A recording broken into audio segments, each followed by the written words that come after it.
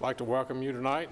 At this point in time, I'd like to call on our county chaplain, Steve Irwin, if you would lead us in prayer, and then followed by the Pledge of Allegiance to our flag and pledge to the state flag of Tennessee.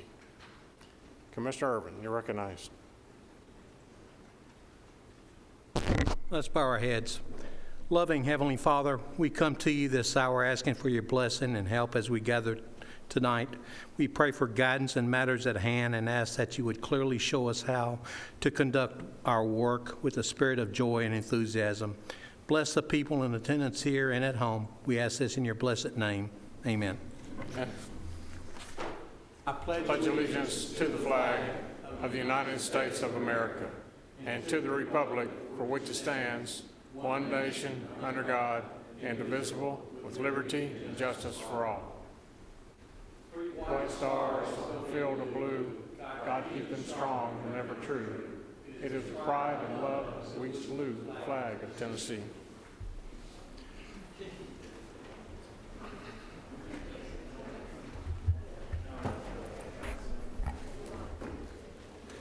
Roll call.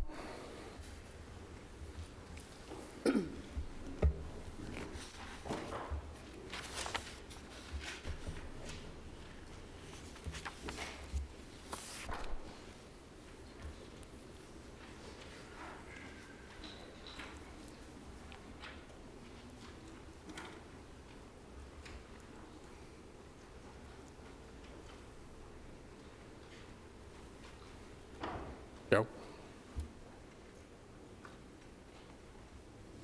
We have a quorum, 21 present. Thank you, Madam Clerk. We do have a quorum. I'd like to call on Chairman Pro Tem Jeff Phillips for approval of the minutes. Thank you, Mayor Ketron. I've reviewed those minutes. I find them to be in order and move that we dispense with the reading of the minutes and that they be adopted as presented. I have a motion and I have a second. Any questions? Seeing none, without objection, all those in favor signify by saying aye. Aye. All opposed, motion carries. Now is the time for public comments. We have one citizen signed to speak tonight. We ask that you come forward, give your name and address, and please keep your comments to 3 minutes. State Representative Mike Sparks, speaking on Old Nashville Highway PUD. We will go into recess. You're now recognized. Thank you, Mayor. Thank you, Commissioners. Commissioners, I'm sure you've received the amount of calls that I've received on this development off Old Nashville Highway. And this is the first time I've ever spoke up here about a development that's coming in. I served on the Smyrna Planning Committee for 9 years. I realize we're going to have growth. We all agree we need some controlled growth. And we see a lot more density in these subdivisions today. That area over there off Old Nashville Highway and Burleson and Creekmont, Washington Street, I've walked those areas, talked to those homeowners, and I know the 2010 floods aren't a benchmark that we want to use, but it's still concerning with the flooding that's in that area right now. Back at the end of, I don't think it was Washington, it may have been a Polk Street or something back in there. And some of those homes were underwater. The water was up a foot. I went over there and talked to a man a couple weeks ago, and I said, it ruined your AC unit, didn't it? He says, oh, no, sir. He said, it was in my house. He said, it was a foot in my house, and it was a foot in the house across the street. And I guess the concerns that I have, a lot of the residents, you know, they don't really know the process. They're busy raising families. They're busy taking care of their elderly parents. And I know Commissioner Irwin's been great trying to return calls, but I think they feel like they haven't got some notices. I've talked to Doug, he's been good, and they said they've sent them out, but some of the homeowners said they haven't received them. And I know the development will probably come in. I just really want y'all to just cross your T's and dot your I's on this flooding over there.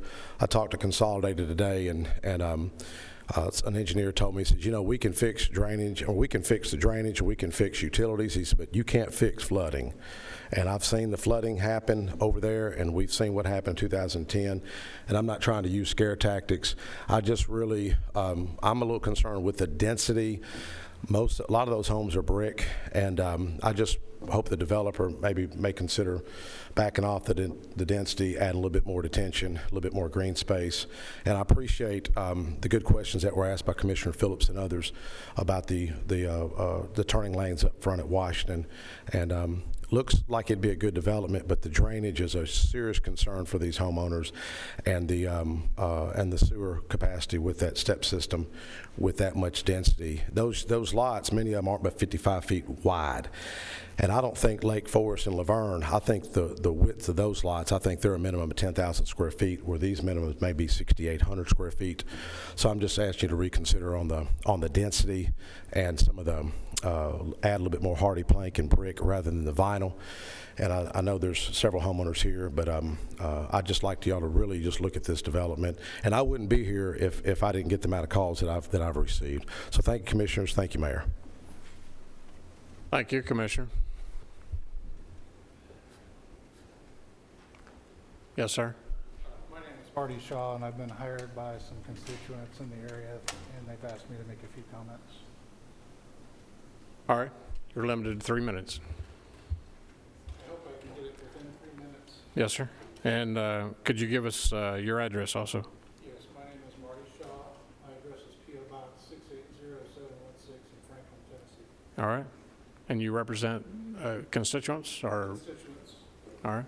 Mr. Mayor, Yes, sir. he needs to make his presentation at our public hearing. All right. The public hearing is scheduled for a later point in time on the agenda. Yes, sir. This is for public comments, and usually you have to call the mayor's office and ask to speak, as Representative Mike Sparks did. So you'll be able to speak at a later point in time. Okay.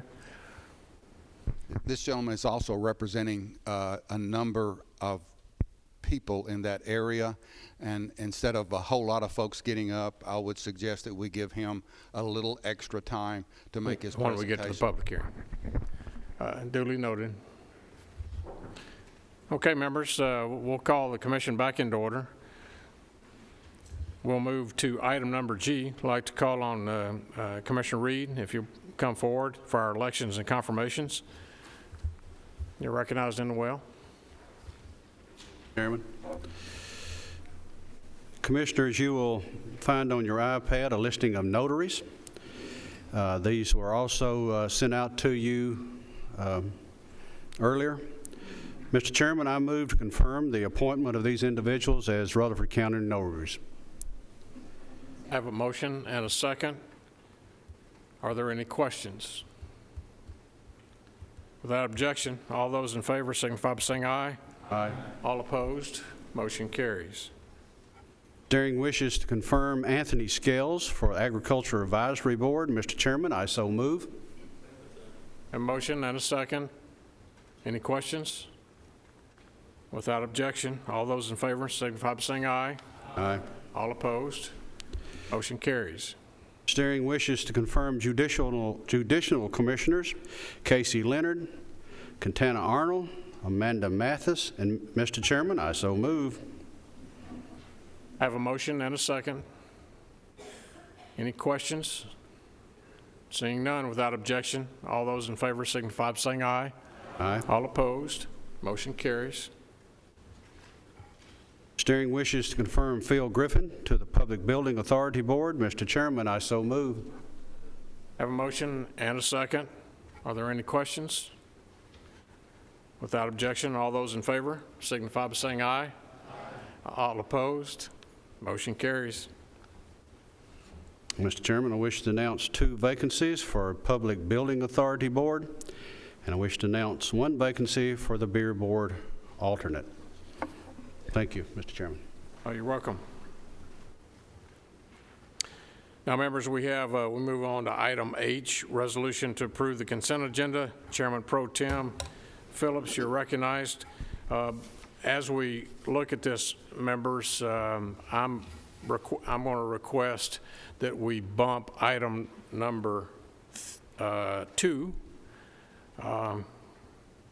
Item number 3, the interlocal cooperation agreement between Rutherford County and the City of Murfreesboro Dispatch to co-locate our dispatch.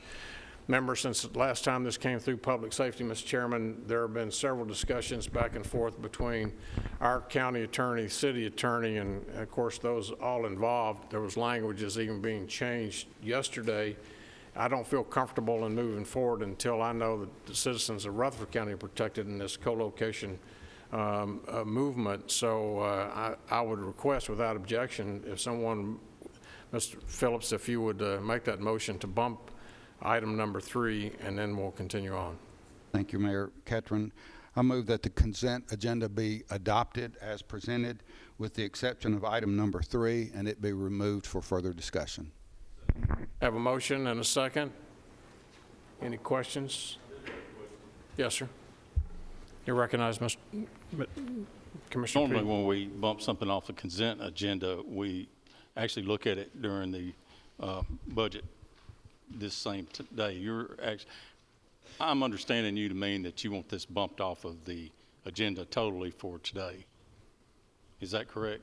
It needs to be referred back for further language between the attorneys.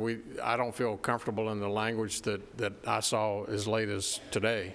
Okay, I just didn't want to discuss this in a few minutes. Yeah, From so now. it'll need to be Thank bumped you. as well. I just wanted to confirm that. Yes, sir.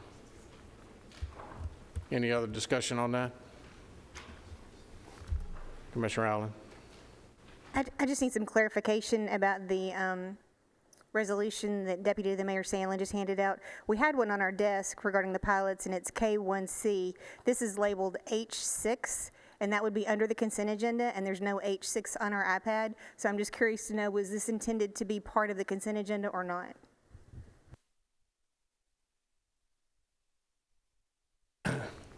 Council is saying just ignore H6. K1C?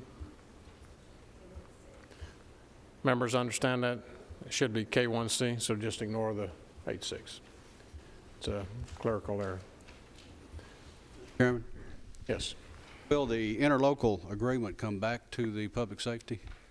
I would prefer that it come back to the Public Safety Committee before it moves forward, because I want everybody, this is the first time we've ever done anything like this, and I want to make sure that our interests are protected. And as we enter into that interlocal agreement, interagency agreement with the city. Okay? I would like for that to be done. Okay. I'll make sure of that. Commissioner P. It's clear. What I'm seeing on the agenda I've got in front of me, K1C, is the pilot for the schools. Is that what you're talking about, kicking off the agenda? No, sir. We're talking about. When you said K1C, that's what my agenda is saying here. But this is the one that needs to, I think this is slightly different than what's on the iPad, and I think that's what they were wanting to give out. Okay, thank you. Okay, we have a motion before us to accept the consent agenda excluding item C to be determined at a later point in time. Are there any other discussion on the consent agenda? Seeing none, all in favor signify by saying aye. All opposed? Motion. I'm sorry? Roll call. You're correct. We're on the board, members. This is the consent agenda. Everybody please cast your vote.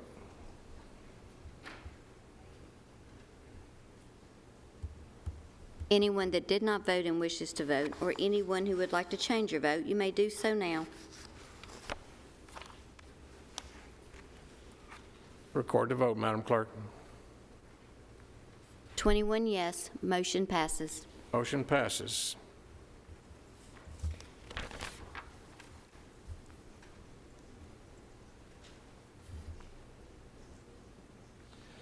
Now we're next to item I, unfinished business.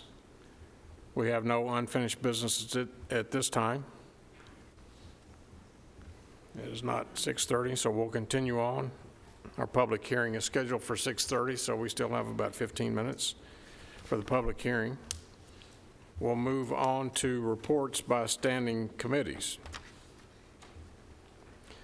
Commissioner P., you're up first with Budget, Finance, and Investment Committee.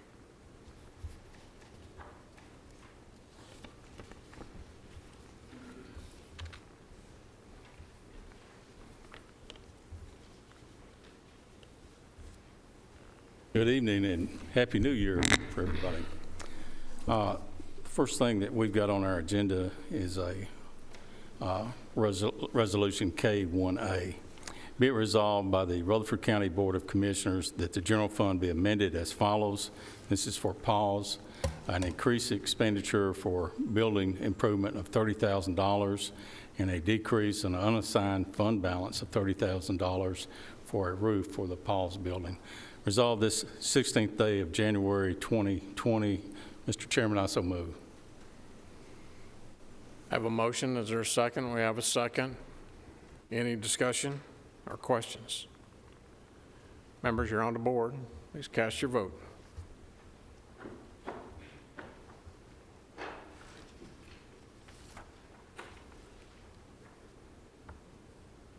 Anyone that did not vote and wishes to vote, or anyone who would like to change your vote, you may do so now.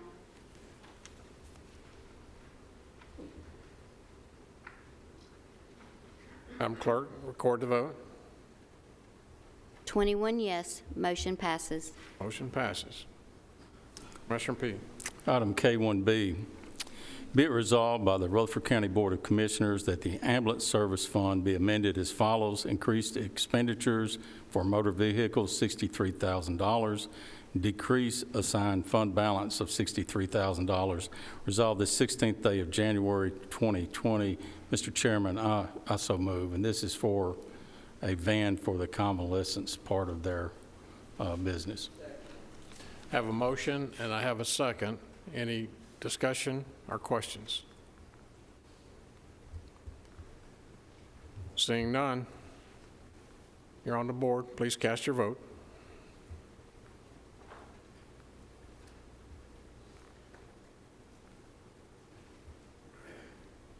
Madam Clerk, record the vote. Anyone that did not vote and wishes to vote, or anyone who would like to change your vote, you may do so now.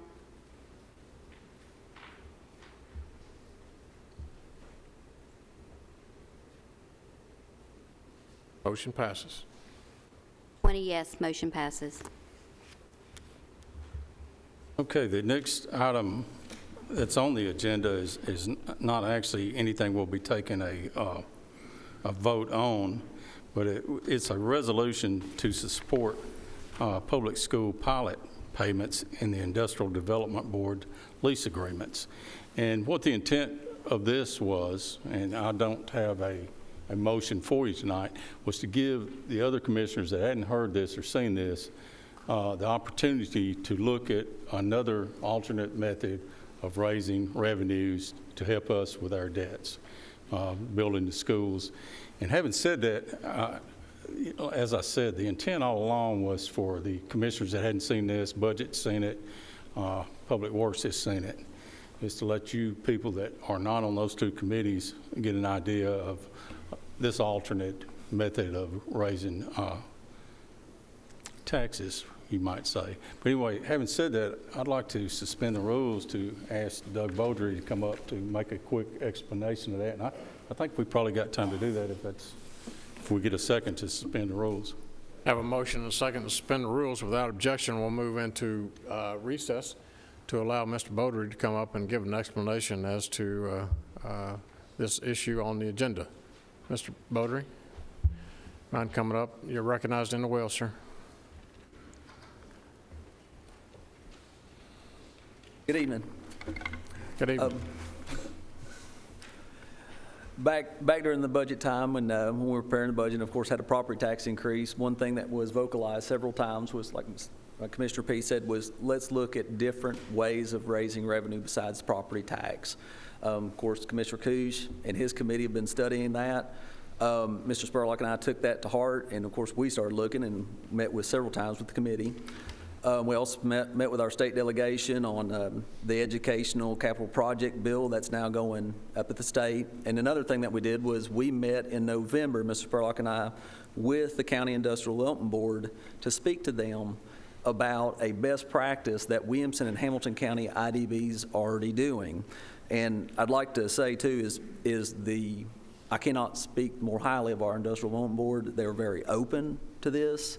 They said they would look into the possibility of doing a payment in lieu of tax program for future tax abatement deals for the schools. And like I said, I cannot appreciate them enough for, looking into this. Once we spoke with them in November, we told them that, just let us know if you need additional information. They said they were going to study it some more. And as far as we were concerned, we were done until they'd made a decision. In December, we found out that a newspaper article was written about them discussing that, which they were at their December meeting, as they were further looking into the possibility of doing a pilot program like Williamson and Hamilton County does.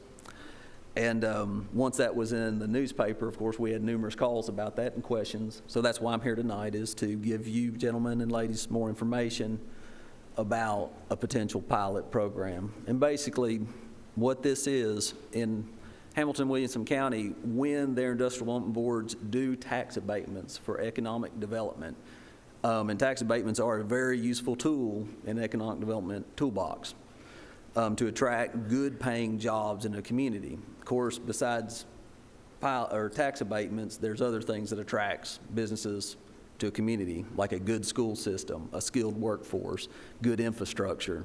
And of course, those things, and I know you folks know, those things cost money. In Hamilton and Williamson counties, with tax abatement deals, their IDBs require that the companies that are receiving the tax abatements provide the county school systems with a pilot, a payment in lieu of taxes annually that is equivalent to what the property tax levy for schools would have been had they been on the tax roll. And that's what we had requested at the IDB, and once again, we're still waiting just to let them have time to consider that. Like I said, I'm here tonight. If you had any questions about this, since that was in the newspaper, and we've got a lot of questions from it, so just want to know where we stood on that. Does anyone have any questions that I could hopefully ask tonight or answer tonight? Okay. Yes, sir.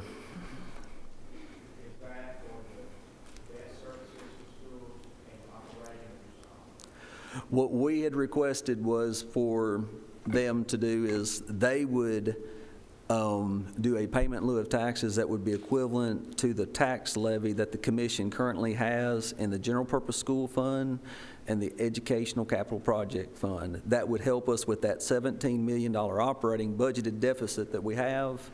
And as many of you know, because we're a rapid growing county, the way the BEP funding works from the state is it's always basically a year behind, because once we get our growth numbers in, they adjust. But right now, we're using local funds to pay for the operations of Rockvale High and Rocky Ford. So Elementary. But our BEP growth funds will, of course, come in soon, and that will help us. But until then, that's local funding. So this potential pilot program would assist with helping fund some of that growth. Any other questions that I can answer? Other questions? From Mr. Blair, Commissioner Blair. When will the IDB meet again, and when do they have an opportunity to discuss this so they can come back to us? Okay.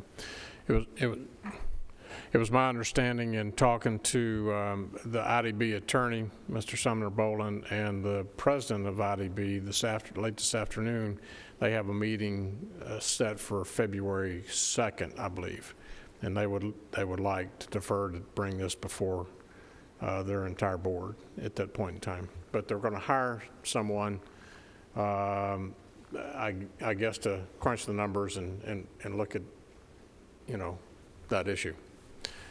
Commissioner P. Okay, any other questions for Mr. Beaudry? Commissioner Harris. For all commissioners, I've requested that the IDB board and the school board meet at the next steering committee. So first Monday of the month, and then I've requested that we'll be able to talk to both sides and to get a better understanding of what Other questions from Mr. Beaudry? Thank you for your comments today. We'll come back out of recess, call the commission back into order. Chairman Commissioner- Ketron, I'm sorry? I need to clear up the vote on item K1B and let the vote reflect that that was 21 yes. Motion passed, not 20. It was 21 yes. I believe it was Commissioner, you had difficulty with your voting device? It doesn't work, but so let the record reflect that it was, your vote was an aye, so that gives us 21. You're welcome. Commissioner P., you're recognized. Okay, thank you. I want to personally thank Mr. Beaudry and our school superintendent for bringing this. Like I said, we've been diligently looking for alternatives to property tax and coming directly out of our citizens' pockets, and this is another option. You know, the intent of this tonight was to make you aware that this was out there, and I think we've done a good job of doing that, and I appreciate it. I appreciate Chairman Harris going ahead and getting these guys on our agenda. The last thing that we've got, and I'll go on and get that, is actually for information only. Lisa, if you want to explain, it's about our 3-star program. Yes, every year we apply for the 3-star program and show compliance to all their requirements. This is driven primarily by the Chamber of Commerce. Our part of it is showing the commission that we are looking at our debt. We provide you a cash flow statement of our cash flow through debt service, showing that we do have sufficient funds to pay our debt.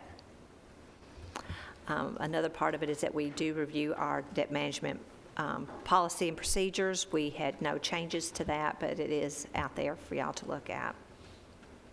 Thank you.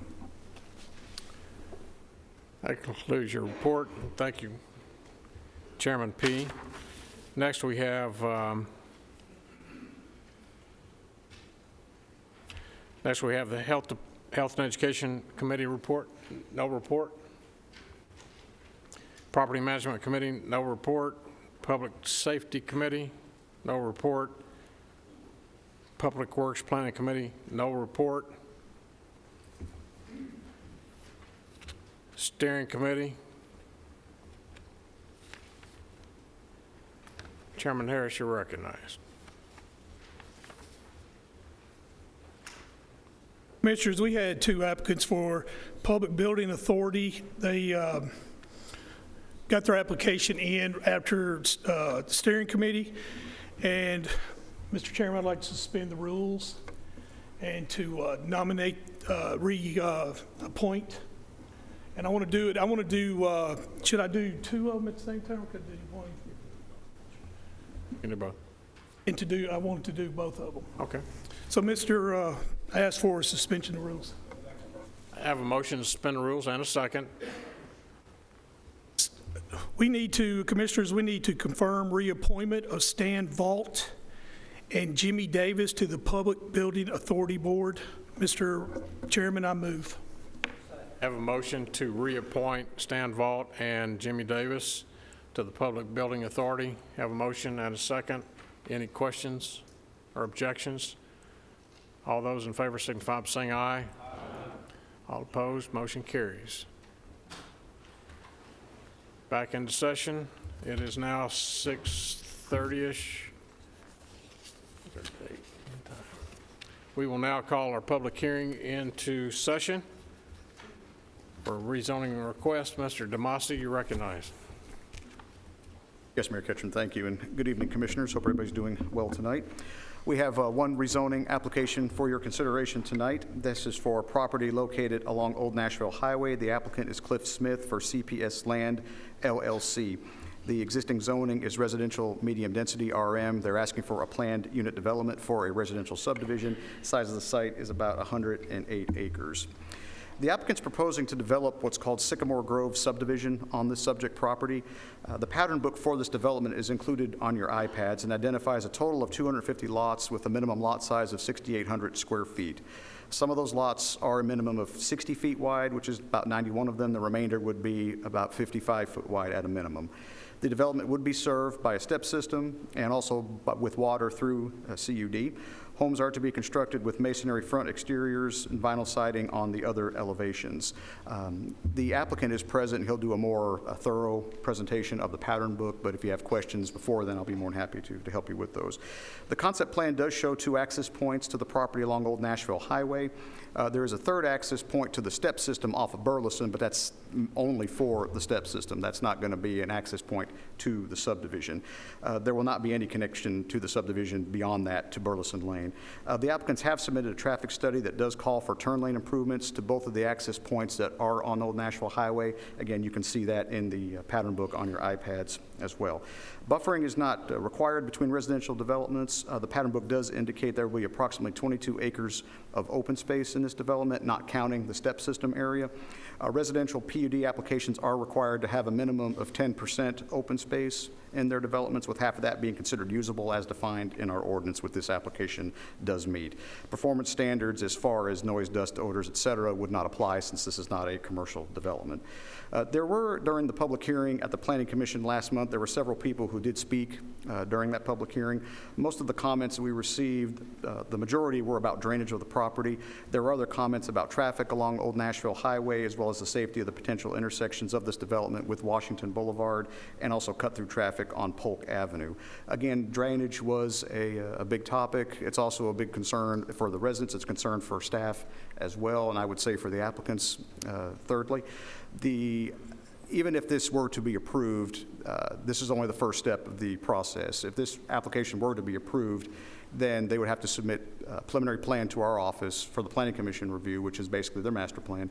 After that's approved, then they have to submit detailed construction drawings, which would show the drainage of the property, how it's all going to work, the size of the detention ponds, pipes, et cetera, and all of that. And that would not, construction would not begin unless those plans were approved. So just to give you an idea, just real quick about how that process would move forward should this be approved. There was also some discussion regarding the availability of the septic soils on the property. The step system letter of intent that was included with the applicant stated a maximum of 227 units could be supported with the soils information provided.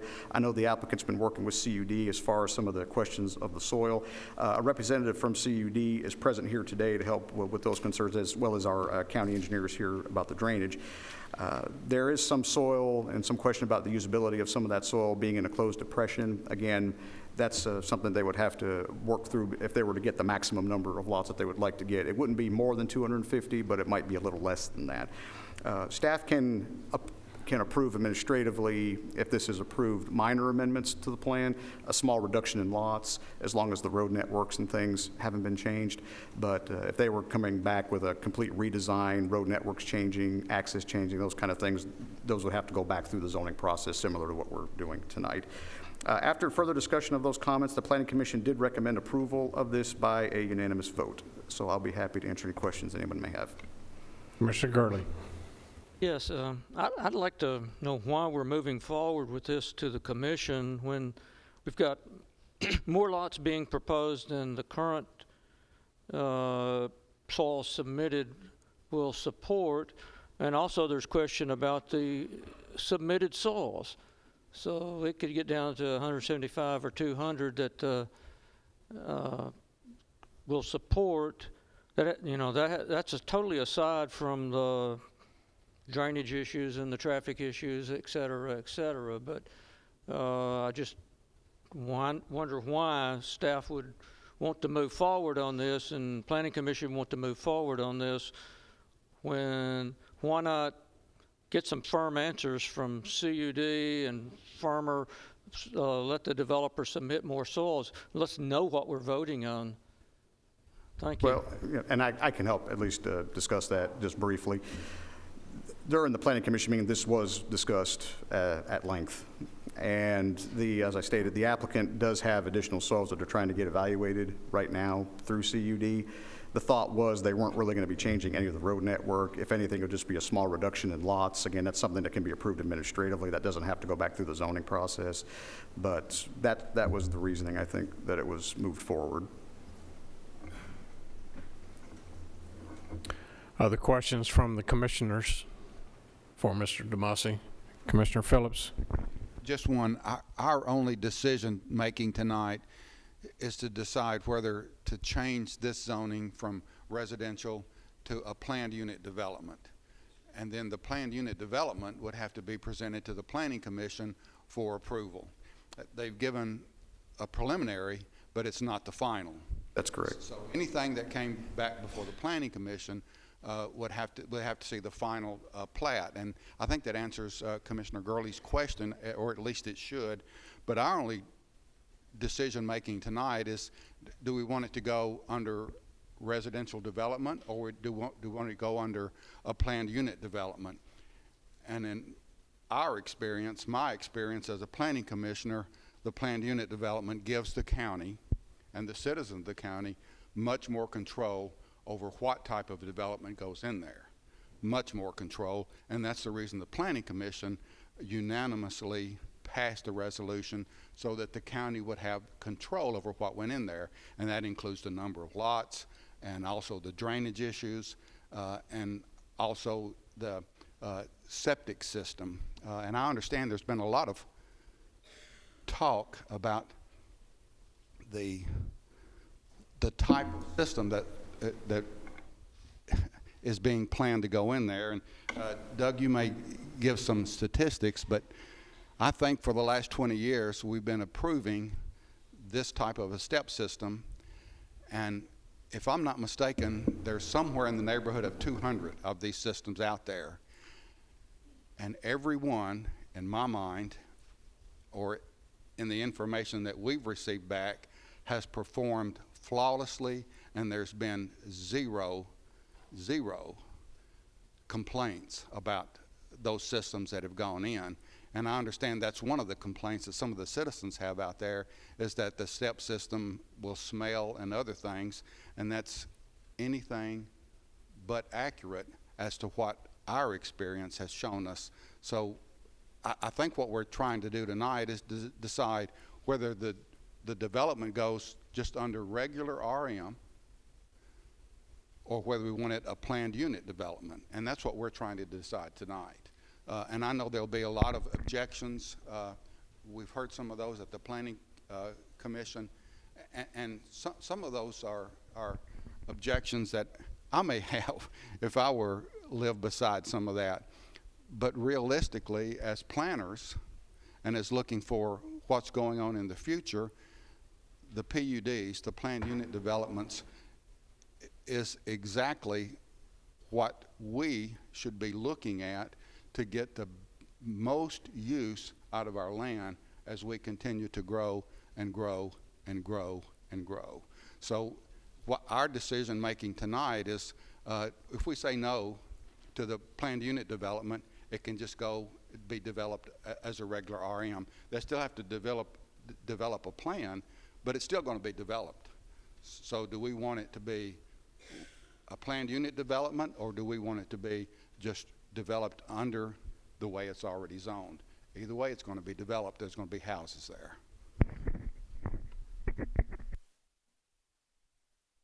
Other questions? Commissioner Allen. Doug, before you go, the two things that we usually spend the most time on in planning are drainage and traffic. So would you spend just a minute and talk about that conversation that we had in planning, and maybe just enlighten the commissioners a little bit, maybe the audience a little bit, about how closely we did scrutinize those two pieces and address that with this? As part of the zoning ordinance, I'll address traffic first.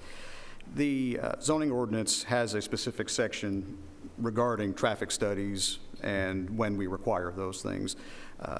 Generally, it's handled on a number of trips. You know, when we feel that a development's going to surpass a number of trips, then we would require that. There is also what I would call kind of a catch-all clause in there, that if we feel circumstances dictate, we can still require a traffic study. So what happens is the applicant gets a traffic engineer to prepare a traffic study, looks at the road, looks at intersections around it, comes up with levels of service of those intersections and the roads, and then makes improvements based on the additional capacity that will be coming on due to the development of the tract. For this particular development, what was recommended were turn lanes, left turn lanes at both the intersection with Washington Boulevard and then the secondary access, which I guess is to the be the west, northwest of this property along Old Nashville Highway. When you look at the pattern book, you'll see that the Washington Boulevard intersection, it's not just going to be a left turn lane into this development. There will be dual left lanes, one for turning into Washington Boulevard as well to help with the traffic in that area. So that's one of the things that we look at for traffic. Now, I'm not a traffic engineer, and I'll get onto drainage. I'm not a civil engineer either, but our civil engineer is here if you had questions specific of him. But when it comes to drainage, again, in our subdivision regulations and on our zoning, we have a very detailed checklist and things that we look at as far as the different standards and things. Not only our local regulations enforced, but we also have to look at state and federal regulations. So any development that comes in, the first thing that we make sure of with any developments is that they're not going to be putting more water onto adjacent property than may already be going there today. We can't have more water post-development than you have going onto a property pre-development. So what our engineering staff will do is, again, if this were to be approved after the preliminary plan stage, which is really just the master plan, that's really just the kind of the layout of the roads, maybe just a overall drainage, not the detailed drainage. Construction drawings are brought in for each section. That's where it really gets into the nitty-gritty, if you will, as far as where the detention ponds are, the size of the pipes, and all those different things, drainage calculations. Our engineers go over that with a fine-tooth comb and empty out many red pens to go over all of those different plans. Only when those comments and our engineering staff and planning staff is satisfied that this development is not going to cause any issues around where the development is located, that's when construction will be allowed to begin. Again, Mr. Hughes is present if you have more detailed questions, but that's just kind of an overview. And Mike, did I leave anything out? Okay, he's giving me the thumbs up, so at least I can talk engineering if I don't know anything about it. Commissioner P. My understanding, if this was not a PUD, we would not even see it. Is that correct? That's correct. And that is correct. I want to know how many houses would be allowed under the current zoning versus how many you're looking at for the PUD, or have you got that far? Yes, sir. As I stated, tonight they're looking at about 250 units. Now, under the existing zoning, it's RM, residential medium density. That allows, it's a gross density, it's 2.9 units an acre, so just round it up to 3. If you look about 100 acres of land, just do it that way, you're looking at about 300 units. Now, that being said, that's in a perfect world. You're never going to see that many units on this property, just because you got to count in infrastructure as far as roads, drainage easements, detention, all those things. So a more realistic yield is probably somewhere in the range of 150-ish. You know, it just depends. You know, you got to look at floodplain, usable soils, things like that. Every development's a little bit different. But if you just look at the gross number and just take a gross calculation, the number of acres divided by what you could get, if you divided it equally by 15,000 square feet, you could get about 300 lots. But that's, again, in a perfect world. So the PUD, the density would be a little less than is allowed, but again, they are getting more of a lot yield than they could if they developed under the RM, just because the lots are going to be smaller in what they're proposing after you take out all the infrastructure and roads and things. Did that answer your question? Okay. Other questions from Mr. DeMasi from the commission? Seeing none, then I'll call the Rutherford County Commission meeting into recess to hold a public hearing on this request. The public hearing is now in session. Anyone desiring to speak for or against this issue, if you would, please come forward. State your name, come to the well, state your name, your address, and if you are in favor of or against the proposed request. Good evening, Mayor, Commissioners. Rob Moulton with SEC. I'm here on behalf of the applicant, Cliff Smith at CPS Land. Thank you for your time tonight in consideration of this. As Doug has talked about, in regards to this property, you're looking at we're looking at roughly about 250 units in regards to the overall development itself. There was a lot of discussion at Planning Commission in regards to the drainage was the #1 characteristic that came up from the residents that did speak. What we are doing with this property is no different than Gatewood Estates, which is just down the street at Justice from this development on that side. From a drainage standpoint, we will be doing a 2 times the 100-year study in regards to our drainage on that side. So what we're doing is more or less doubling our capacity of our stormwater system to alleviate the over excessive amount of surface water that sits on the property right now whenever we do have rains. That will then be more or less, should help in regards to the rest of the properties around this development, will help take care of some of that water issues on their properties. It will also potentially slow down any excess water that leaves the site on that side. But again, by law, we cannot allow any excess water more than what's being discharged today into the ecosystem on that side when we do post-development on that side. So we are taking great steps to make certain that, knowing that we have a drainage situation with this property and this area, we're going above and beyond what we're required to do in regards to holding back the water on our property by doubling that capacity in regards to that on that side. So I think that's really the biggest characteristic on that side. We did talk a little bit about the step soils in relationship to the overall water on the property on that side. We've been working with CUD. We've submitted some preliminary construction plans for our step system to CUD. Mr. Jason Laxon is here tonight in regards to CUD on that side, if he wants to speak in regards to our work that we're going back and forth with them on that side. So we're working together on that side. We're coming up with a plan to get those step system drainage areas more or less out of that lower or wet areas on that side, and pushing our step stuff out of those moisture areas so that we are more compliant with what CUD is wanting us to do with that step system on that side, so we can get to our lot counts that we're trying to get to in regards to the property on that side. Doug did talk about our traffic side of things. We did have a traffic study done, as he spoke about in regards to the traffic lanes that were being required. We were making good improvements to Old Nashville in regards to not only getting into our development, but also helping the development across the street in regards to the turns on the Washington and such on that side. So I think those are some of the bigger things on that side. I think, one of the other things we haven't really talked much about was the architectural character of the homes that CPS is proposing for this. I mean, you can look in your book and you can see the architectural quality is pretty much something a little bit more unique. CPS does a lot of work in Franklin and Brentwood and that kind of stuff, and the homes that they're proposing for this development have a lot of good architectural characteristics to the homes. It's going to be a very stylish neighborhood. It's got a lot of good quality of architecture and good architectural characteristics to really make this neighborhood kind of shine in some form or fashion on that side. So I think those are really the big points I really wanted to hit upon tonight. I know a lot of residents are here tonight to talk about the drainage, but I just wanted to make certain that you as a commission understand that we are going to be going well above and beyond what would be a standard practice in regards to maintaining our stormwater on our property, and hopefully helping our neighbors and also the general region in regards to the overall stormwater side there. So I appreciate your time, and I'll be here for any questions if you have any now or after the public hearing. Thank you. Thank you. Anyone else desiring to speak? Yes, sir. No, he's next.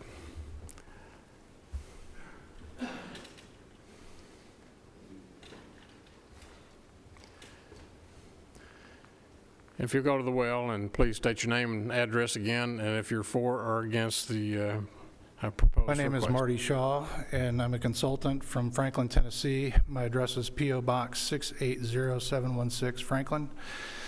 And today I just want to talk about some facts. I've been doing site assessments for the Corps of Engineers for about 30 years. Okay, are you for or against, representing what group? I represent constituents in the Burleson community, and I'm not for or against this. I just wanted to point out some facts and concerns that the citizens have that really need to be carefully looked at with great scrutiny. There are some really difficult issues with this site. This is an image from 1997, and you can see that this is the site. And this whole area is inundated. And so, if this is inundated and you put buildings there, the soils in that area are somewhat, they have the ability to infiltrate water at present. And they have a moderate ability to do that. Once you put a bunch of structures in here, most of that area, about 24 acres of it, will be impervious, which means that all of the water that precipitates from rainfall will run off the site.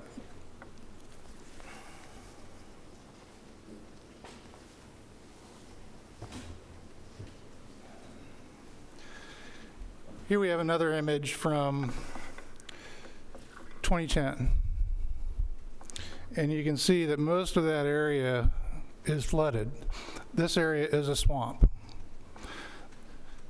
For a 1-inch precipitation event, you're going to have 650,000 gallons of water, and that water is going to go somewhere.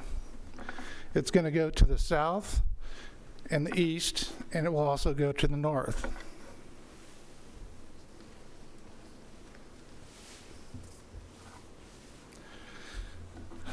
I visited the site a week ago. This is a photomosaic image of the site. I took hundreds of photographs from a drone, and I stitched them together. From that mosaic photograph, I was able to generate an elevation map.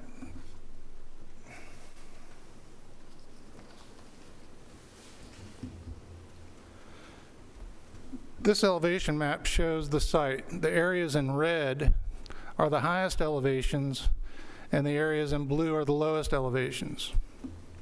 And as you can see, this area is inundated, this area is inundated, and when I visited the site, it hadn't rained for a couple of days.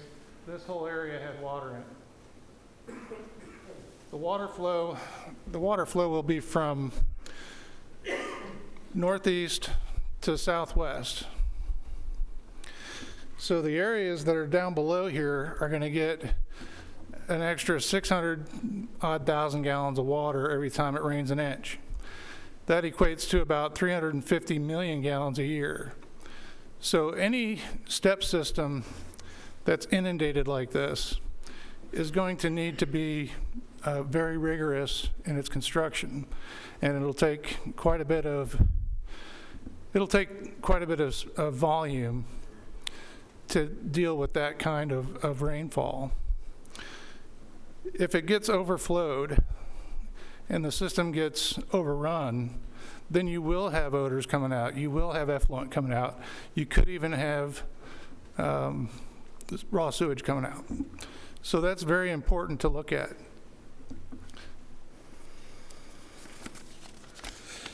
So that pretty much covers the concerns. In addition to the traffic issues, there's also going to be a number of families that would go in there.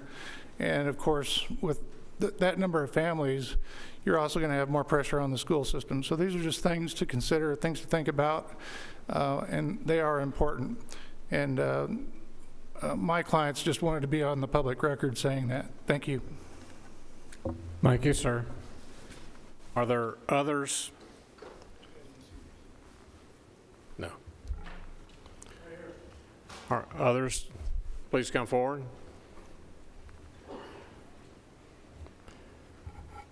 If you desire to speak, please come forward to the well. State your name and address, and if you are for or against the proposed request. Hi, my name is Joseph Pecoraro, and I live at 6924 Old Nashville Highway, and that property is going to be right across from their driveway. So you're going to take and put 300 more vehicles in and out onto Old Nashville Highway, a 2-lane highway that's very busy now.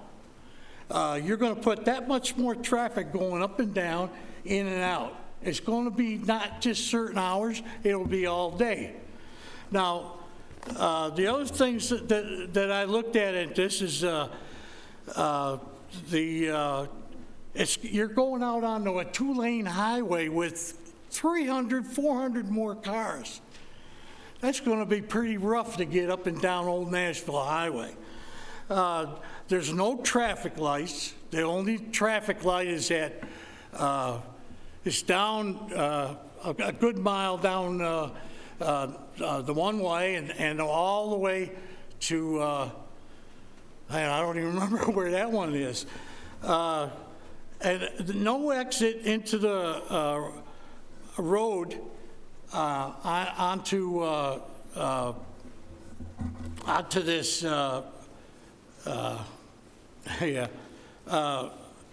going on to Washington, because the street off of Washington that goes out to Old Nashville Highway and it comes back out into into the exit where the railroad tracks are and the traffic light, it's marked no through traffic. So you're going to have to redo that and rezone all of that. 2 exits at this proposed property. One is into my driveway, plus the other one is into this Washington, and there's no exit there because you have to go down the posted road. And that's just that's just the not counting the traffic that's already on Old Nashville Highway going to the other developments. And the traffic won't be able to get through. It's going to really be bad. And I thank you. I thank you, sir, for your comments tonight. Anyone else desiring to speak? Yes, sir. Please come forward to the well and state your name and address if you're for or against the proposed request. My name is Randall Pomeroy. I live at 7445 Polk Drive. And I am not for nor against the development. I would just ask that, speaking on behalf of the gentleman that was just here, I do live on Polk Drive. We have a lot of traffic that cuts through from the Old Nashville Highway back over to Florence. So this is going to put more cars in our residential neighborhood where we have children that would love to play that are going to have probably some accidents. That area does flood. Like Mr. Sparks said, in 2010, there was a lot of homes that got a lot of water in them. I know the gentleman said that there would be no more water on that side, so we could hope for that. And I would also like to say that Old Nashville Highway, Florence Road, Polk Avenue, Adams, all of those, 95% of those homes are brick homes. And we would love to see that type of same feel in our neighborhood. I would hope that you guys would not allow them to have too many proposed properties that there wouldn't be plenty of drainage, still keep some of the urban feel, county feel that we've all become accustomed to. And that's all I have. Thank you. Thank you, sir. Anyone else desiring to speak tonight on? Yes, ma'am.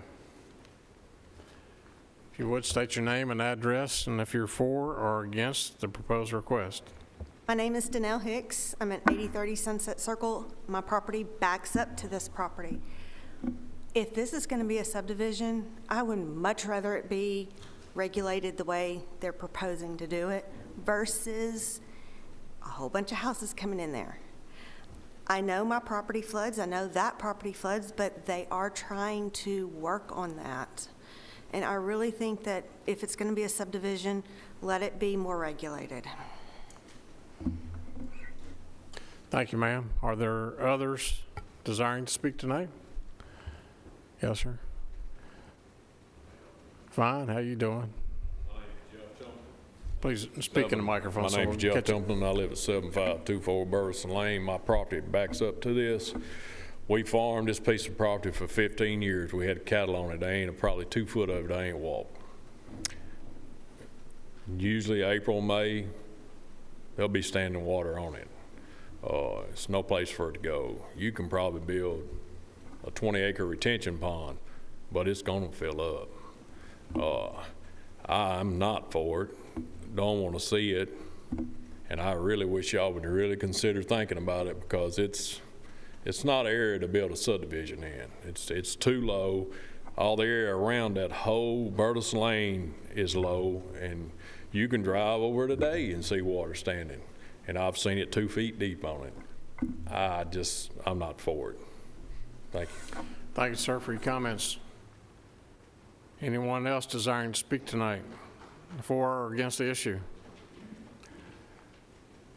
All right, and whoever gets to the rail first. Okay.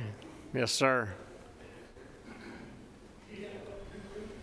My name's Robert Jobman. I live at Washington Boulevard, 5859, and I'm not for or against. I know that progress has to go on the way it is, but I believe that if you are going to propose a subdivision, that there should be a traffic light, that probably the builders ought to put in there for Washington Boulevard. Like Randall Pomeroy said, that it does get a lot of traffic. A lot of people go down Polk. You ought to consider some speed bumps because the traffic does get real bad coming through there. But flooding, I can tell you about the flooding. I've lived there 35 years. I've seen homes sitting in the water for years. I've tried to tell neighbors I wouldn't move there. But the water's going to flow, and but you can't stop progress. Thank you, sir. Are there others to speak?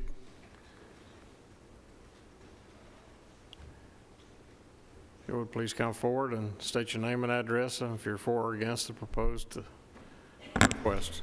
My name is Ricky Potts. I live at 7518 Burleson Lane. For or against? For the most part, I'd say against. I'm not against development. I'm not against a subdivision. I grew up in construction all my life. I built my house over there in 1989. And like Jeff said, I've seen the water out there so deep, I drove my ATV out there and it's up to the top of the gas tank. So you're talking about 3 to 4 foot of water at the back of my property. So it's a lot of water around there. There's a lot of issues, as everyone has said. It's a low area over there, and it's not just there. It's all the properties around there flood. So my concern is, yes, this potentially putting more water on the rest of these properties. I've seen the houses on the Old Nashville Highway underneath water. I've seen the AC units underwater. I've seen their garages full of water. And not just a water issue. I'm very concerned about the amount of traffic. The gentleman said 200 to 300 cars. If you do the math on 250 houses, 2 cars per household, and that would be a minimum, I would think. That's 500 more cars in our area right there. The Old Nashville Highway is a 2-lane road. It's extremely dangerous. There's no telling how many wrecks that has happened right there. The gentleman was talking about Florence Road and the Old Nashville Highway. Before they put the red light up, it was continually, we'd hear the sirens. We'd go down there and there'd be a car wreck there until they put the stoplight up. So my concern is, yes, the amount of traffic that's coming up and down this road right here. I've got kids, I got a wife, I got a mother, I got grandkids coming on. We own a few pieces of property on Burleson Lane, so I've got friends and families that live out there. It's not just them, it's everybody that's out there travel up and down these roads. And there's a lot of intersections coming into the Old Nashville Highway that has the potential of a lot of wrecks. So consider this. If it was your families out there driving up and down these roads, or your kids out there on these roads, the potential of the danger and what it would take to eliminate that. I mean, y'all got the engineer minds here. And not just that, and the gentleman was talking about the amount of brick and everything. I'm for, if a subdivision goes in there, whether it goes in this proposal or the way it was, then I would like to see some brick on these houses, because nobody wants to see their property value go down. And they're talking about masonite and vinyl siding on the outside of them. Having to put some brick on there and really make these things nice again to go with the rest of the properties around there. Thank you very much. Thank you, sir. Is there anyone else like to speak tonight? If you would, please come forward and state your name and address, and if you're for or against the proposed request. Yeah, I'm Pat Clements. I live at 7597 Burleson Lane, which is the first house on the left through the curb. And I'm not really going to say whether I'm for or against, other than I will say that I'm against it for a couple of reasons. One is we're behind us. There's about 8 acres of basically dished out land. My next door neighbor at 7667 is a recipient of a bigger part of that 8 acres of dished out land. Last spring, he we got so much water that my wife and I, who's here in the back, floated our canoe over the fence in the back and explored the woods by canoe. My neighbor had water in his shop. He's been there a lot longer than I have been, and he's never had water in his shop. It turns out there's a pipe that runs underneath Old Nashville Highway, just to the, I guess that would be to the east. It's probably 18-inch pipe. We engaged the county stormwater department either a year or two ago, and they came out and looked at it, and the pipe was too small to handle that overflow. I mean, you know, you're really going to have water. Most of that water is going to have to soak in after the rainy season in spring. We have water, it's full now. But if there's any of that water coming over from this development, which it sounds like, you know, if you turn permeable, I can't say it any better than the engineer earlier, but if you turn permeable land into non-permeable land, the water's got to go somewhere. If we get a drop more than what we're getting now, it's going to be a detriment to us and our neighbors as far as extra water. I forgot what else I was going to say. But I will say, you know, if they enlarge that pipe, I also understood when I engaged the stormwater department, there are other sections of that property that drain under the railroad track that's parallel to the Murfreesboro Road. And I understand that in heavy rains, that pipe still gets backed up. And I'm not sure if they've got another way to get the water under that railroad track than that pipe under the track. I know that they can probably divert the water down that creek, but it's going to get backed up when it goes underneath that track. At least, I stayed at a Holiday Inn Express once. I'm not a floodwater expert, but you know, I hope you all are looking at that and really understand the full scope of our side of Burleson and the downstream effects of all that water coming off. So that's all I got to say. Thanks. Thank you, sir. Anyone else desiring to speak for or against this issue? Please come forward and state your name and address, and if you're for or against the proposed project. Ronnie Butler, I live at 7965 Burleson Lane. I'll have to say I'm against this development, and mainly what the other residents are talking about is the water and the density. They're talking about putting detention ponds in. When a detention pond fills up and it comes another hard rain, where's that water going to go? It's going to go somewhere. And that's not even talking about the density and stuff, you know, the traffic that's coming out on Old Nashville. It's hard now to get out on Old Nashville Highway. I just really wish y'all would, you know, really consider this, the drainage and the traffic. Thank you. Thank you, sir. Anyone else desiring to speak for or against this issue? Proposed request. Is there anyone else? Seeing no one coming forward, I declare the public hearing closed and the Rutherford County Board of Commissioners back into session. Mr. DeMasi? You good? Commissioner Harris. I'd like to make a motion to suspend the rules and ask Mike Hughes to come up and answer a couple questions, please. Without objection, motion to suspend the rules. Mr. Hughes. Is there a motion, a second, to suspend the rules? Is there a second? All in favor signify by saying aye. All opposed, motion carries. Mr. Hughes, you recognize at the wheel. Mayor, Commissioners, Mike Hughes, Rutherford County Engineering. Mr. Harris. Mike, everybody that's talked here tonight is talking about flooding. Yes, sir. Okay, here's my concern. This commission passed to where we are buying back houses that are in flood zones. Yes, sir. Now, there's two of them that applied for us to do that across the street. Yes, sir. One at Washington and one on Adams. Yes, sir. So my question to you is, how can we make sure that we're not going to have this problem over here? Yes, sir. What we do, and Doug said it eloquently, we look at everything scrupulously with a fine-tooth comb. I mean, we look at it very, very thoroughly. I mean, and I'd like to say that I look at every development and I would say, do I want to live there? Does my family want to live there? You know, this is very important to me. This drainage is something that I breathe, eat, and sleep. So, I mean, this is something that we feel strongly about. So, this area has a lot of karst depressions. It doesn't drain to creeks, rivers, and streams like a lot of places in the county. So we have to look very carefully at the volume of runoff, volume of water that falls in an area and collects in an area. So we work, you know, with the design engineers to make sure that nothing additional water leaves the site. I think the consultant, Rob Moulton, said that they're going to look at 2 times the 100-year storm event. I mean, each one of these little areas that drains to an enclosed depression doesn't drain to a creek, river, or stream, so it's got to sit.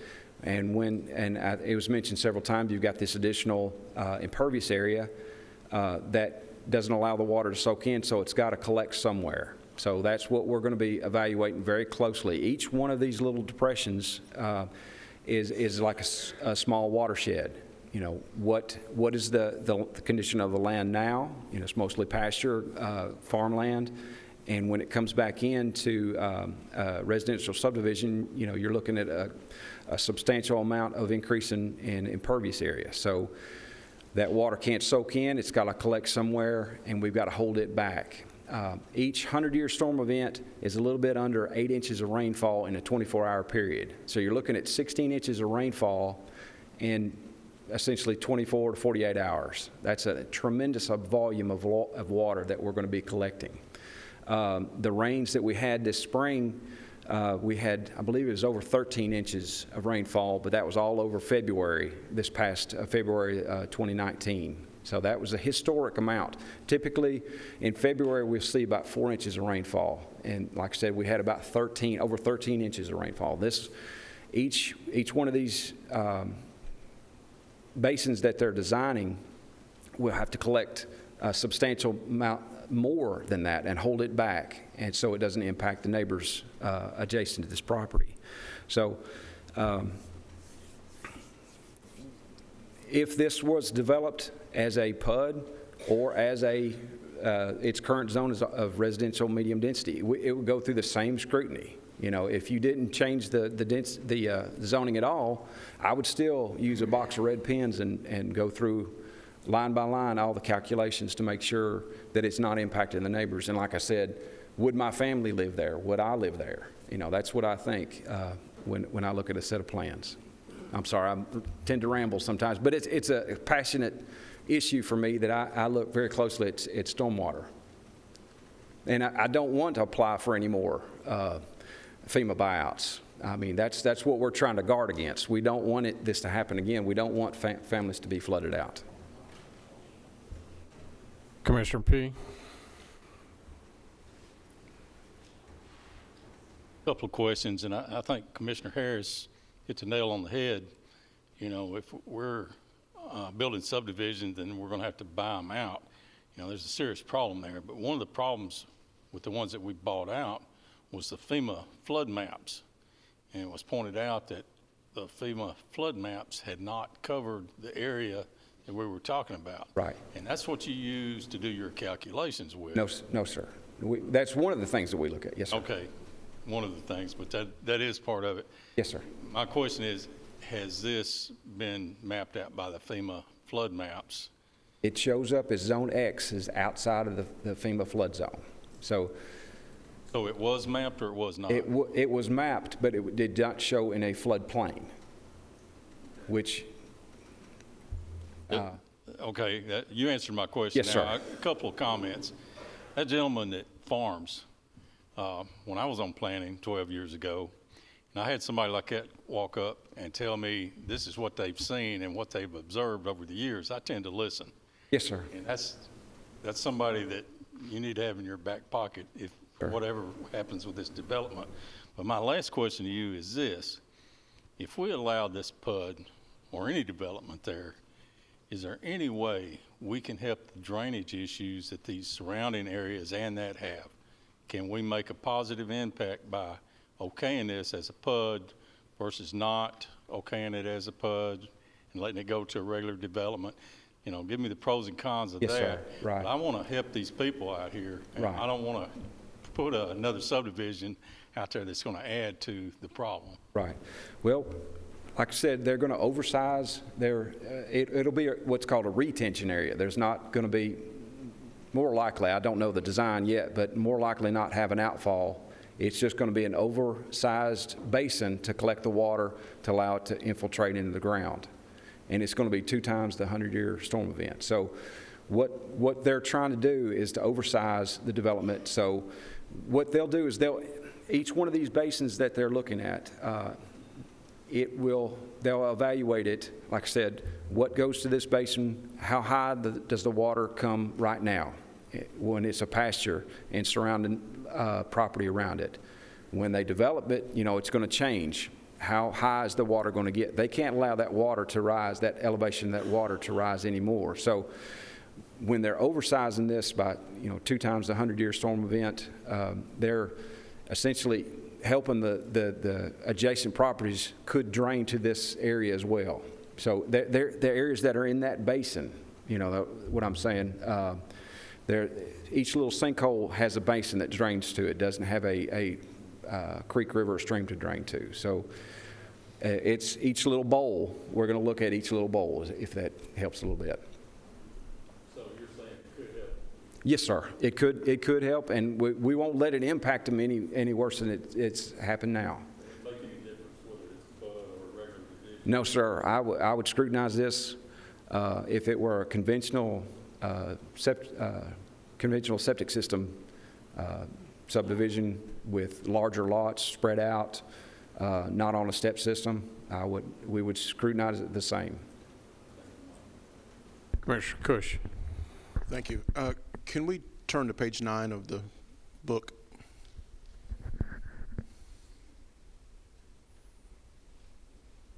Okay. I guess what I want to draw attention to is really the picture in the bottom right, and it's kind of hard to see because it's small. So that is a conventional, that's a typical picture of a conventional retention system. And that is basically, I'll describe it because it is a small picture, it is a deep dug depression to hold water. Yes. Right? Yes, sir. So that piece of land right now is fairly flat. There is not much elevation change to speak of from north, south, east to west corners. Sure. Although the gentleman, the hired consultant that showed the stitched maps, that color coding from orange being high and blue being low, the choice of colors he used led you to believe that there was some real elevation changes, and that the whole thing, because he used the blue color to be in the low area, it's a pretty flat piece of ground. Yes, sir.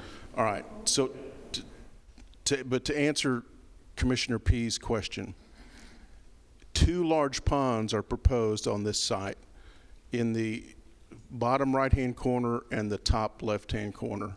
And on our plans, it shows that those ponds are approximately, I took my glasses off, 6 acres and 5.7 acres and 2.6 acres of drainage. Yes, sir. Right.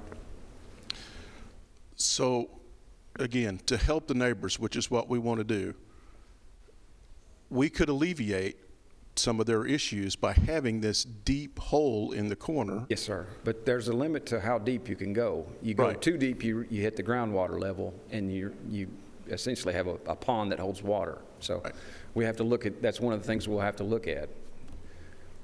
Second part of my question is 2 times the 100-year flood. Yes, sir. Have we ever asked any engineering firm? That's typically when we have a volume-sensitive area like this, it drains to sinkholes and karst areas, we ask them to look at the volume of water and essentially give it a double 100-year storm event. Okay, so that's typical on a yes, sir. Suspect piece of land like this. All right. Last question, Michael. Have you looked at the soils reports that relate to the STEP system, and have they come back poorly graded, well graded? What is the? Just looking at the soil types, I haven't not seen what the CED's flood map from their soil scientists, but just looking at the USDA soils maps, they've got a lot of good soil on the property, and it does allow for water to soak in. But you get a heavy rain, on a flat bowl, it's going to take it a little while to soak in. Yes, sir. Oh, I'm sorry. Commissioner Goodley. Thank you. The FEMA floodplains primarily refer to flooding along Rivers tributaries and yes. streams. Yes, sir. Navigable streams and their Right. tributaries, right? Yes, sir. The FEMA floodplains do not account for karst depressions, No, et sir. cetera, that we No, sir. have prevalent here in Rutherford County. Yes, sir. They can map shallow depressions like this, but they have chosen not to. Right. Having worked in EMA both at the state and local level, that's what I was getting at. So the FEMA floodplains don't really accurately predict whether a piece of property is going to flood or not. And even those are not necessarily 100% accurate, because I told the county when the Stewart's Creek schools were built that the placement of Red Hawk Drive would flood, because once again, as Commissioner P. said, I'd seen it flood umpteen times. He's correct. And we went along a year or so, but then we've had two events where Smyrna's fire trucks couldn't get across the bridge because of too much water, and school buses couldn't get out the Morton Lane Red Hawk exit because of too much water. Sure. 2 feet too much water. But that was done by engineers, right?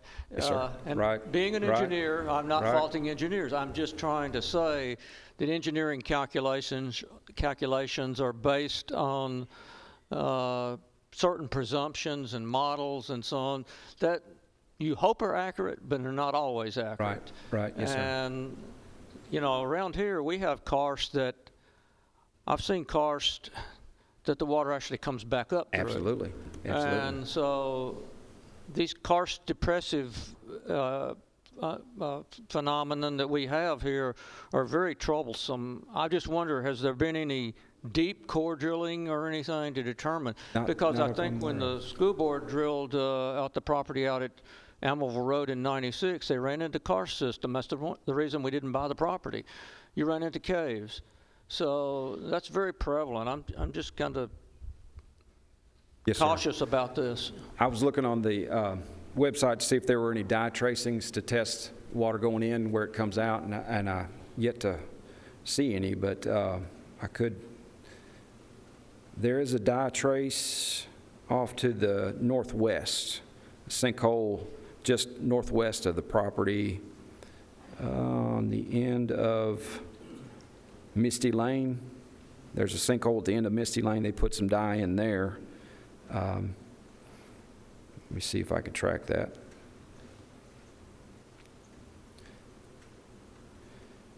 And it shows the water going to the northwest towards Smyrna, underground connection.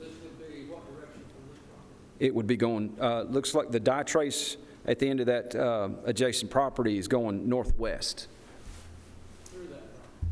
Well, that dye trace that's just off that property is going northwest, and several around that are as well.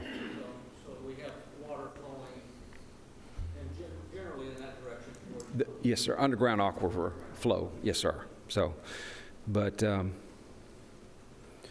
like I said, we thoroughly look at the plans, and I ask myself every plan, would I have my family live here? And if I say yes, it's ready to move ahead.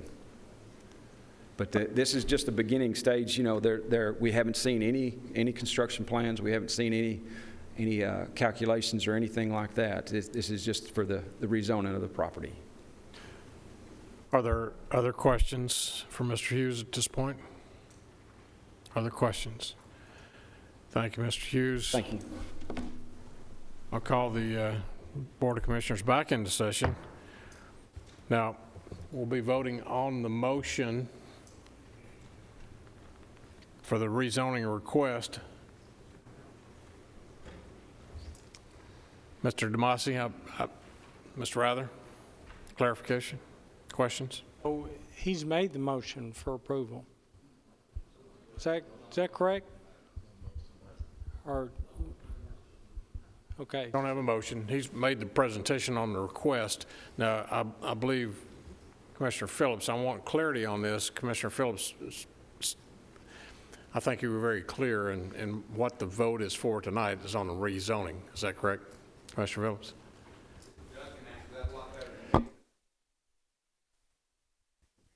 That I got up is I think there's some interest in not developing that land.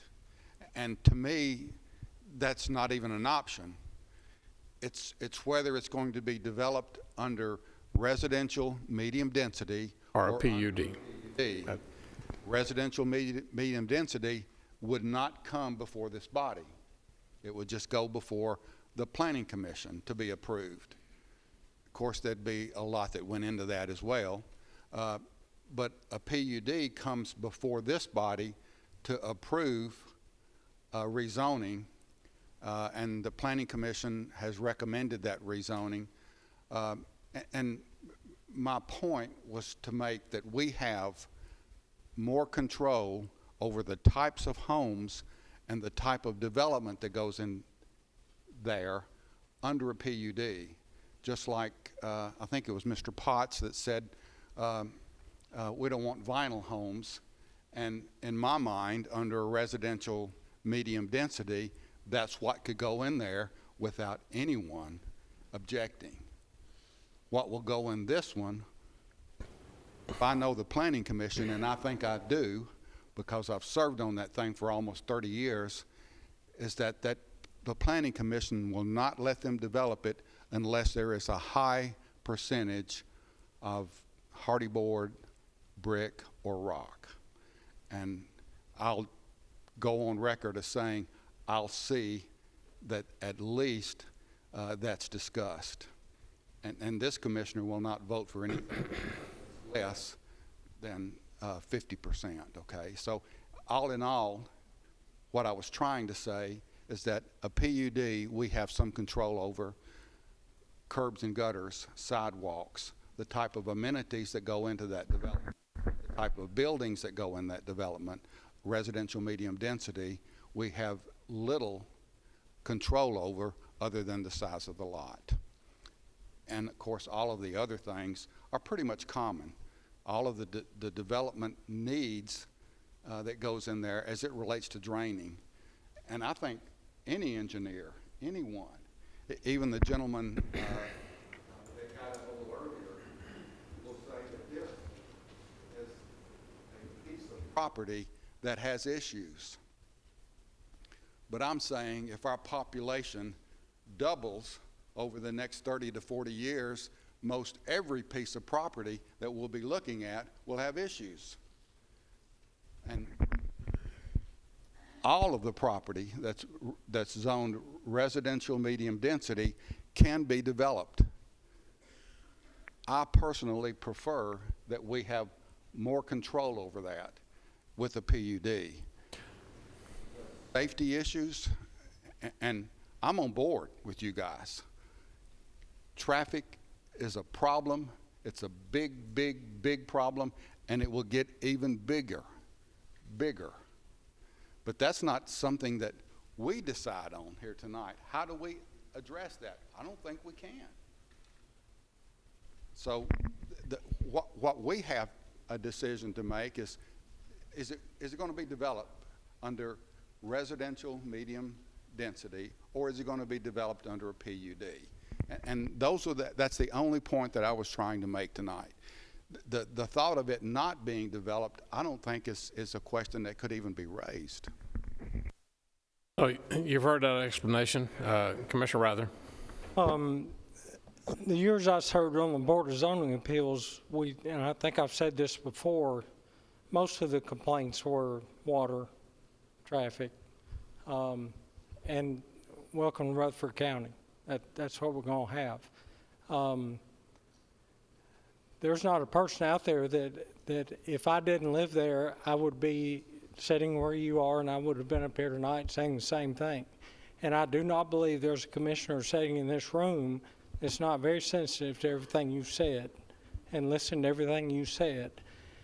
With that being said, I do know that a planned unit development is preferred over others, and the planning department, I would say often, actually encourages applicants who bring something in to change that to planned unit development. And for reasons that Chairman Phillips has already pointed out. I'm of the opinion, and quite honestly, it's for the people that live out there, for your benefit, for the county's benefit, a planned unit development is preferable. We have an opportunity to make it that way now instead of this getting turned down, and it's like Chairman Phillips said, it gets built on anyway. I'd rather take advantage of this opportunity and change the zoning. I think it's very safe to say there's an awful lot of work to be done in the planning department, in the engineering department, traffic studies, and we've all talked about it, or several have talked about it.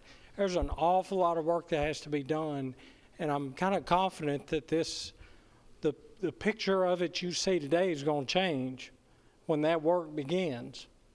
And it could change drastically. But again, and I'm going to cut it off with this, while we have the opportunity to do a better thing for that community, that area, and this county, I make the motion to approve the rezoning to a planned unit development. So we have a motion and a second to change the current zoning, which is RM, residential medium density, to a PUD, planned unit development. That is the motion and a second that is before you. Now, questions? Commissioner McAdoo? I agree with that motion, but I would like to hear from that commissioner from that district. I hadn't heard from him. Normally in the past, we hear from that commissioner of the district and take his recommendation, whether it be yay or nay or whatever. But I myself personally would like to hear from that commissioner. I think Commissioner Irvin, your name has been called. I'd like to make a motion that we defer till next month so I can talk to the constituents and answer some of their questions. So they, but I mean, since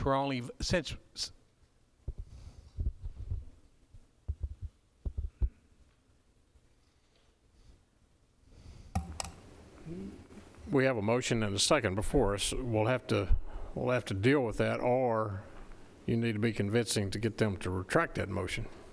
Well, we're receiving phone calls, and I think they're just running scared, and we need to make sure they understand we're on their side. I live in that area, so I mean, it affects me with a lot of other people, and we want to make sure that they're, calm about the decision that we're making. I have no objection to rezoning the property tonight, and I can withdraw that motion.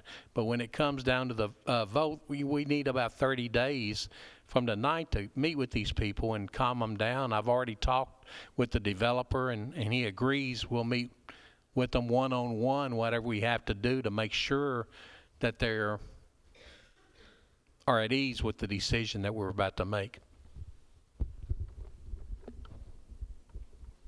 That makes sense. Well, yeah, it does make sense, but we're going to have to vote on the motion unless... I'll withdraw my motion. Yes, sir. Since we're only voting on the zoning tonight. Mm-hmm. But in the next 30 days, we're going to meet with the constituents in the area and the developer and try to get some of this stuff solved. Okay. If the motion fails, you can come back and make that motion to defer for 30 days. But as it is, any other questions on the motion?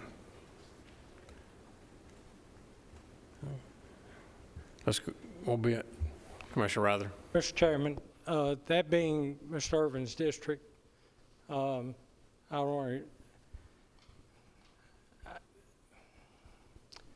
I don't know, this still has to go an awful lot of work for, I would say, months and months and months, if not longer, is going to have to take place. And I'd bet good money that the picture's not going to end up the way it is now. There's going to be significant changes. And it has to come back before the Planning Commission. There's, as Mr. Gurley, Commissioner Gurley brought up, we didn't have enough information.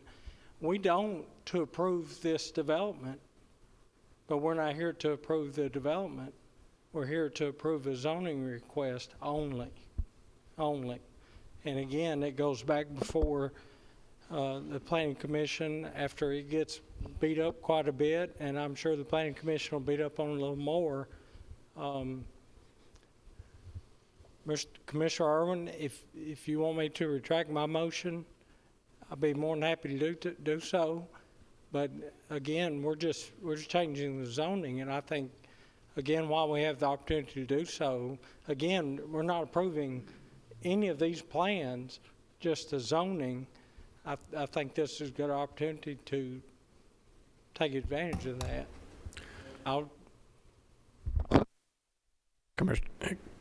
Mr. Demasi would like to make a couple of comments. I just want to make sure everybody's clear about how this moves forward, and considering what you just said, Commissioner Rather, there is a lot of work left that has to be done with this. And part of the zoning tonight, if this were to be approved, is that pattern book that you see up on the screen right there with that layout that they're showing, the number of lots, the specifics that they're talking about in the pattern book, be that the amount of masonry, like the frontage is masonry, the three sides being vinyl, those kind of things. That's all part of what you're voting on tonight. Now, I think you're right. If that were approved tonight and the folks out here still wanted to meet with the developer, that's fine. They can certainly do that. If the changes that they're talking about become what you're talking about, like substantial changes, and we have that defined in our ordinance, what I can approve administratively with a planned development, and then there's things that I cannot, that would have to come back through. Let's say they have the meeting and they completely change the road layout, they completely change, maybe they add more lots, I mean, who knows? It could be several things. If that happens, that has to come back through the Planning Commission for a public hearing and then the Board of Commissioners for a public hearing, just kind of like we're doing right now. If it's just a simple thing like, well, okay, we're going to make this detention pond maybe a little bit deeper than we had originally proposed, we're going to lose a few lots here, but the road network's staying the same, those are things we could probably handle administratively without having to bring back through the process. But you are acting on the zoning, but understand the pattern book is part of that. So I just want to make sure everybody's clear on what would be approved tonight, or whatever happens. So, thank you. Okay, we have a motion before us to change on the rezoning request from RM to PUD. Everybody understand the motion? We have a motion and a second. I've got a question. Commissioner Piercy. Mr. Demasi, when Mr. P asked you a while ago about density of the homes, whether it was a PUD or leave it like it was, we understood you to say they could have built more homes if they left it like it was, rather than going a PUD. Is that correct? Well, what I said was, if you just took the gross density, if you took the minimum lot size in the RM district, which is 15,000 square foot, and just did a quick and dirty calculation, it's 108 acres, divide that by 15,000 square feet, you'd get roughly 300 or so lots. You're not going to get that many because you have to put roads in, you have to have drainage, things like that. A more realistic yield's probably around 150 for something like that. So they're going to get more lots with the PUD, even though the density, about 2.5 units per acre in what they're proposing, is a little bit less than what the RM district would allow, which is 2.9. Does that make sense? So we're basically getting 100 more homes going with a PUD? Yeah, they're going with smaller lots. So, I mean, they do have open space, yes, but they are going to get more lots with this yield with a PUD than they would if they just left it as an RM zone, just because of the reality. Again, the 300 units, that's in a perfect world. If you had a big road and you just went 15,000, 15,000, 15,000, 15,000, that's in a perfect world. But obviously, we don't live in a perfect world, so you're not going to get 300 lots on that. Did that help? Got a better understanding now because we thought it was right to reverse. No, and if I explained it incorrectly the last time, I apologize. I just understood it. My second question, do you know what school this development will impact, where it's going to be developed? We talked about that at Public Works, Mr. Blair, with the school zones. Off the top of my head, I don't, but I know that came up at Public Works. I just can't remember which schools it was. Stewart's Creek. Now, we did send this pattern book to the Central Schools office. Whenever we get developments like this, I always send this to them for any comments. They didn't respond with any to me, but they were aware of it. So. Okay. I don't want to limit debate for Mr. Demasi. Mr. Rather, we have a motion and a second. I'm Renew fixing your to motion? mess this whole thing up because this voice inside my head. I would like to withdraw my motion, and I would like Commissioner Irwin to make whatever motion he needs to make in his district. The maker of the motion has withdrawn his motion. Second to the motion, withdraw? Who seconded the motion? Motion withdraw? I'm not withdrawing my second. Second's not withdrawn. Okay. I'll make the motion to approve the. I have a comment. Commissioner. I talked him Person. into doing this because it's Mr. Irwin's district. It's Mr. Irwin's right to make his own motion in his own district. It's always been that way, and that's the way it needs to stay. Whether you withdraw your second, Mr. Cush, or not, right's right. Thank you.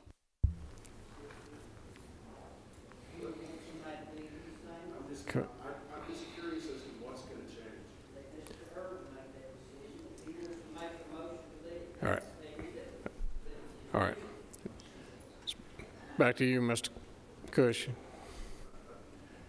Mr. Gammon.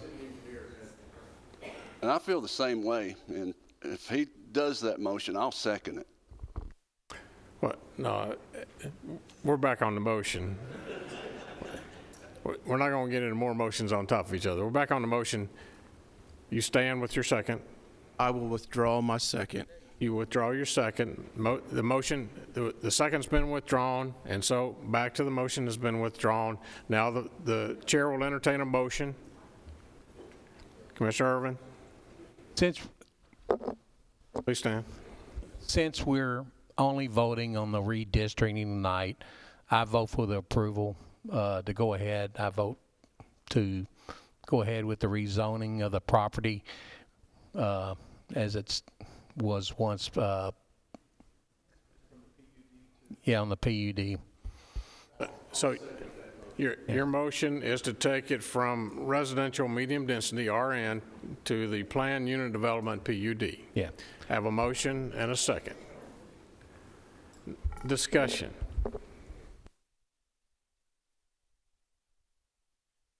All those in favor of the motion signify by saying aye.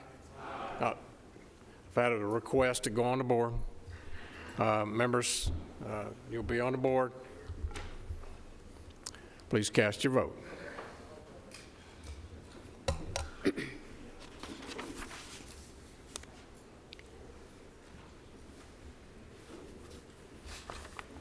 Commissioner McAdoo.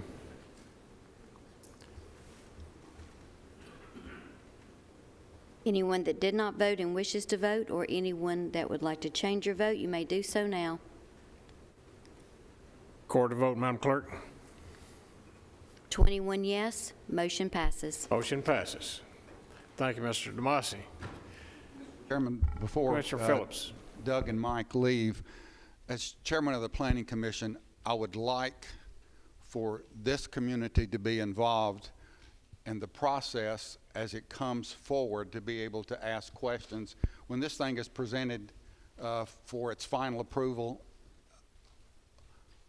at the Planning Commission, I'd like for this community and their representatives to be invited to that presentation so that they could ask some questions, if there are any left, as to the concerns that they had so that they will know exactly what's going on. Is that possible? Mr. Demasi, you recognized? Just briefly, thank you. Nick, the quick answer to your question is yes. Now, chances are this is probably going to be something that'll take several months before we actually see anything. So I would encourage whoever would like to contact us from the neighborhood to feel free to give me a shout at my office. Its number is 615-898-7730, and we'll be happy to contact them. Okay. Okay, go ahead. You recognize Mr. Hughes? Yes, sir. Thank you.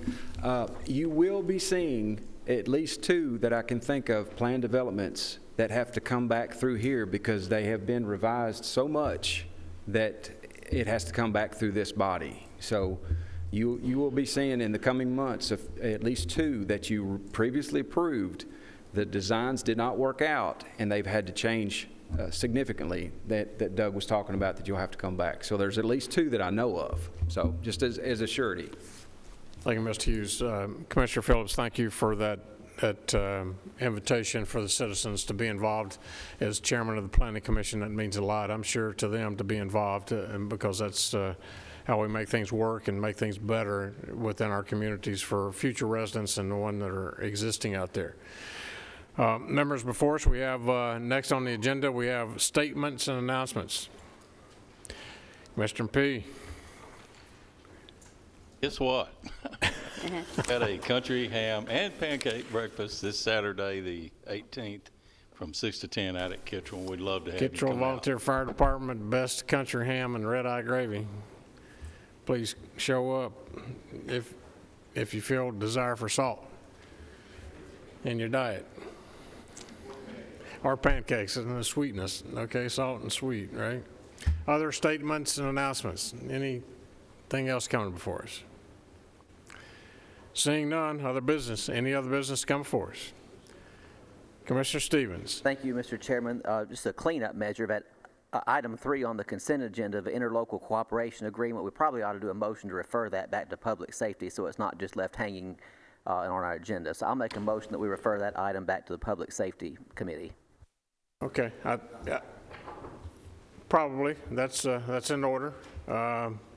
Probably didn't have a motion, but it was understood for the record that it would be referred back. But probably we have a motion, a second, to make it clear for the record that that motion on the co-locating will be deferred back to Chairman Reed's committee on co-locating once we get the language worked out. So I have a motion and a second. Any questions? Seeing or hearing none, all in favor signify by saying aye. All opposed, motion carries. Anything else to come before the body? Will of the body, we stand adjourned.